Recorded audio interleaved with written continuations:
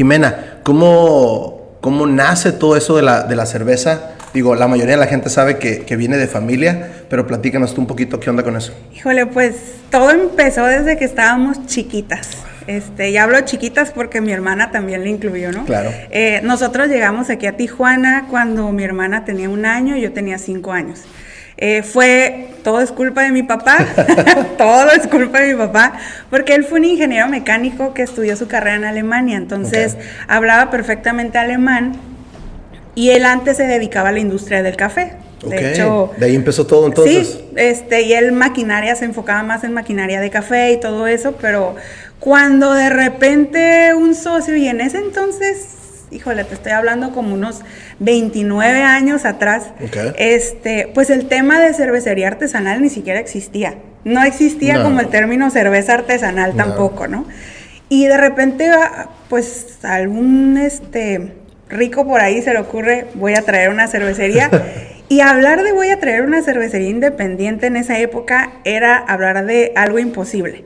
Porque primero tenías que ser millonario. Claro. Y yo siempre he dicho, ¿no? Era como esos negocios en donde decías, no era como un emprendedor cualquiera, sino voy a poner una aerolínea, pues hay que tener dinero, ¿no? Exacto. Y en ese entonces el decir voy a poner una cervecería, pues también había que tener capital. Capital, ir en contra de los monopolios, etcétera, etcétera, etcétera. Sí, ¿no? Entonces estaban las dos marcas cerveceras fuertísimas que no dejaban entrar, digo, y hasta la fecha todavía sigue siendo un reto, sí. Todavía, pero no dejaban entrar absolutamente nadie, ¿no? Entonces le ofrecen a mi papá el poder trabajar en esta cervecería que fue la Mexicali, y necesitaban precisamente un ingeniero mecánico que supiera hablar perfectamente alemán para que fuera a Alemania y buscara el equipo de cerveza adecuado, hiciera el trato y se lo trajera a la ciudad de Tecate.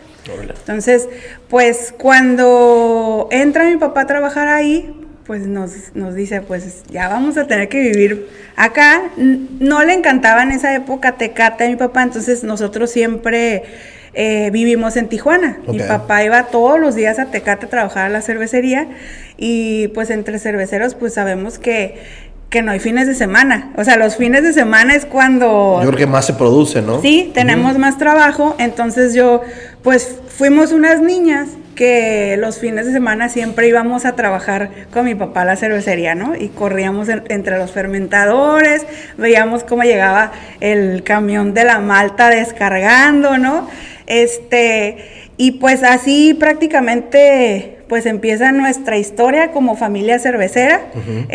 Debo confesar que nunca me imaginé terminar como dueña de una cervecería. Sí, no, la verdad es que nunca lo imaginé. De hecho, mi hermana y yo estudiamos carreras totalmente diferentes y al final pues nos tuvimos que meter al quite, ¿no? Que ha sido un trabajo muy bonito. Qué curada, qué curada. Yo te platico que te conozco a tu papá en el Pasaje Rodríguez, yo creo por el 2010. Yo hacía cerveza y tu papá llegó de incógnito a revisar la cheve, a probarla. Me dijo, está más o menos, y esto y lo otro. Y ahí empezó una amistad. Yo me acuerdo haber ido a uno de los primeros cursos de cervecería azteca. ¿Cómo te acuerdas o cómo empieza tu papá o cómo empieza Jimena, Carlota, a empezar a ir a ese lugar? A empezar a cocinar, a empezar ya a meterse a la cocinada. Pues todo empezó muy... muy esporádico, ¿no? Muy esporádico, sí, realmente todo ha sido muy esporádico. De hecho, o sea, mi papá estuvo trabajando en la cervecería Mexicali durante muchísimos años.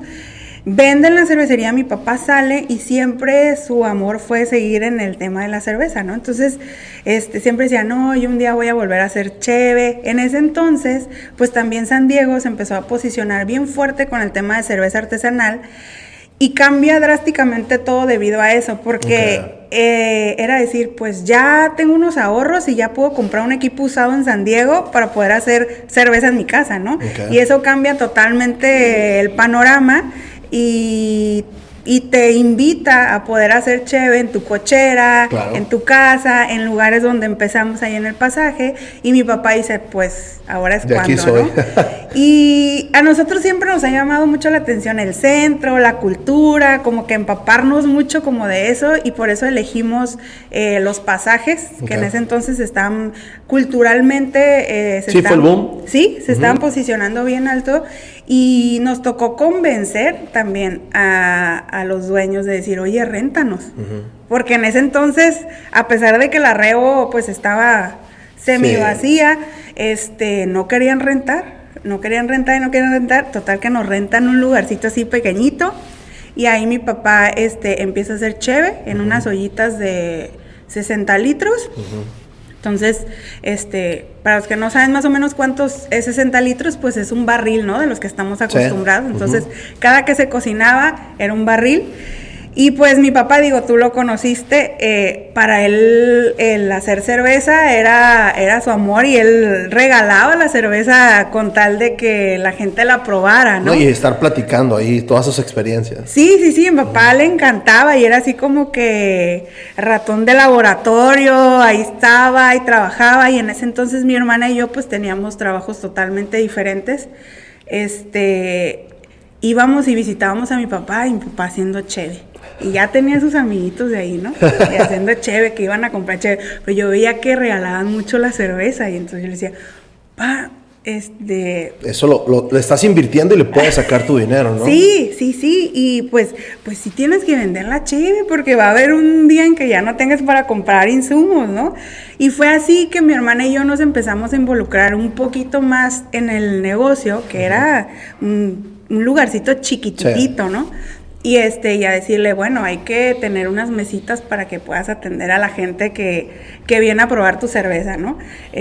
Ahora necesitamos vasos, porque no teníamos vasos, y nos fuimos corriendo al Dax a comprar unos vasos para cerveza, y no sabíamos en cuánto vender la cerveza, y la vendíamos como en 19 pesos. Y era un vasotote, nada que ver con el 16 onzas.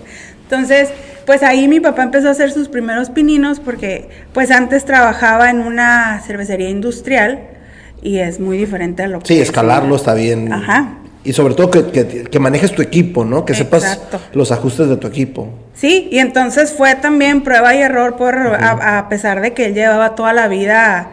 cocinando, sí, y era adaptarse a un equipo chiquito y a ver qué le gustara a la gente. Entonces mi hermana y yo empezamos de esa manera como involucrarnos en su trabajo, hasta que un día dijimos, tenemos que dejar nuestra chamba y dedicarnos aquí, porque pues empezó a crecer, ¿no? Me acuerdo, como dices, había nada más era un cuartito, y luego agarraron como la esquina. ¿Cómo planearon agarrar hasta cierto punto se están expandiendo? ¿Cómo deciden, que ya vamos a hacer un logo, ya vamos a hacer un concepto, ya vamos a tener nuestra marca? ¿Qué onda con eso? Pues la verdad, nuestros clientes siempre nos han empujado a tener que ser mejores, digo, y todavía, o sea, nuestros clientes siempre nos han marcado mucho la pauta y nos han obligado a tener que dar ese ancho, al día, ¿no? Y la gente te pregunta y te empuja, y de esa manera también, hicimos el tasting room, porque de repente empezó a llegar gente en esa época, pues, que yo me acuerde, digo, ahorita me acabo de enterar que ya había cervecerías antes también, pero que yo me acuerde, solamente estaba Mamut, que estaba muy pequeñito y estaba dentro de un pasaje. Sí. Todavía tiene ese spot, ajá. Estaba Mamut, y estábamos nosotros cruzando la calle. Y nada más. Y entonces entre vecinos nos cruzábamos a darnos tips y todo eso. Y pues la gente estaba muy curiosa de decir, oye, ¿qué es esto? Porque no había un lugar que así tal cual te diera una cheve artesanal hecha en ese lugar, ¿no? Sí.